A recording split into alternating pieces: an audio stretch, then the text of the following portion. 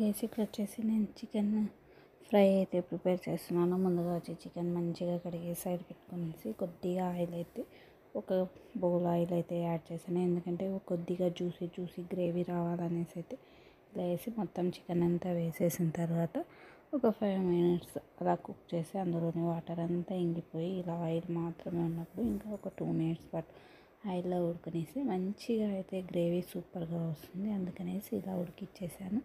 ఇలా అయిన వెంటనే ఇక వచ్చేసి ఇక్కడ మనము ఇందులోకి అంత పౌడర్ కూడా యాడ్ చేసుకోవచ్చు, కానీ కొద్దిగా జ్యూసీగా రావాలనేసి అయితే నేను అంతా మిక్సీ పట్టేసుకుంటున్నాను. ఇక్కడ వచ్చి స్కిప్ అయిపోయింది, అది ఏం లేదు కేసు. ముందుగా వచ్చేసి కొద్దిగా వెల్లుల్లి, ఆనియన్, కొత్తిమీర, పుదీనా వేసి మిక్సీ పట్టేసి అందులోకే కొద్దిగా కారం, ధనియా పొడి కూడా యాడ్ చేశాను. ఎందుకంటే ఇక్కడ వచ్చేసి నేను ప్యాకెట్లో తీసుకొచ్చాను ధనియా పొడి, కారపొడి, అది కొద్దిగా రవ్వలా ఉంది అనేసి అయితే ఇలా అందులోకే మిక్సీకి వేసి ఇంకా ఒక 2 రౌండ్స్ అయితే వేసి ఇలా అయితే వేసేసాను. మొత్తం మిక్సీ పట్టినదంతా వేసేసి ఇలా మొత్తం కలిపిన తర్వాత ఒక 10 మినిట్స్ పాటు మనం ఫ్లేవర్స్ మొత్తం అందులోకి యాడ్ అయ్యే వరకు వదిలేసేయాలి. ఇప్పుడు వచ్చి మనకు రుచికి సరిపడే సాల్ట్ కూడా యాడ్ చేసేసి లో టు మీడియం ఫ్లేమ్లో పెట్టేశాను.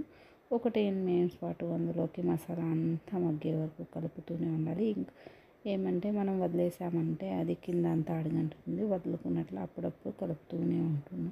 ఇక వచ్చేసి 10 మినిట్స్ తర్వాత నేను అదే జార్లోకి 1 గ్లాస్ ఆఫ్ వాటర్ యాడ్ చేసుకొని వేసేసాను. మనకి కొద్దిగా థిక్నెస్ బట్టి కొద్దిగా నీరు అయితే యాడ్ చేసుకోండి. కొద్దిగా థిక్నెస్ అవసరం లేదు అండి, లైట్గా అలా కూడా వేయించుకుంటే ప్రిపేర్ అయిపోతుంది. కానీ నేను ఇక్కడ రైస్ కూడా యాడ్ చేసుకుని తింటాం మా ఇంట్లో, అందుకనేసి గ్లాస్ ఆఫ్ వాటర్ యాడ్ చేసి ఇక ఫుల్ ఫ్లేమ్ పెట్టేసి ప్లేట్ అయితే మూసేసాను. ఇలా ఉడుకుతూనే ఉంటుంది. అప్పుడు మనమైతే అప్పుడప్పుడు కలుపుతూనే ఉండాలి, లేదంటే అడగంటేస్తుంది. అడగంటిందంటే ఒక తరహా స్మెల్ వస్తుంది, తినడానికి అస్సలు బుద్ధి అయితే అవ్వదు. అందుకనేసి ఇలా చేసేసి ఒక 2 డేస్ కూడా మనం ఈరోజు తిని మనకి ఎక్కువ అయితే 2 డేస్ కూడా ఉంటుంది. అంత ఫ్రెష్గా అయితే అయిపోతుంది చికెన్ కర్రీ మాత్రం.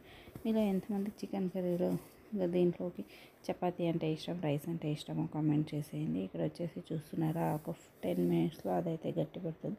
ఇప్పుడైతే వచ్చేసి మనం చూసుకోవచ్చు ఉప్పు కారం సరిపోయిందా లేదా అనేసి అయితే. నాకైతే అన్నీ పర్ఫెక్ట్గా ఉంది, లేదంటే కొద్దిగా యాడ్ చేసుకొని మనం ఇంకొక 10 మినిట్స్ పాటు ఉడికించుకొనేస్తే సరిపోతుంది. ఇక్కడ వచ్చేసి ఆయిల్ అంతా మొత్తం పైకి తేలుతున్నప్పుడు వరకు నేను కలుపుతూనే ఉన్నాను. ఇక్కడ వచ్చి ఈ రకంగా చాలా ఉంటే ఆఫ్ చేసుకోవచ్చు. నేనైతే నాకు రైస్లో గ్రేవీ కూడా కావాలి అనేసి ఇక్కడైతే ఇప్పటికైతే స్టాప్ చేసేసాను. నిజంగా అయితే మళ్ళీ ఎందుకో కొద్దిగా థిక్గా ఉండాలి అనేసి మళ్ళీ కూడా ఆన్ చేసేసాను.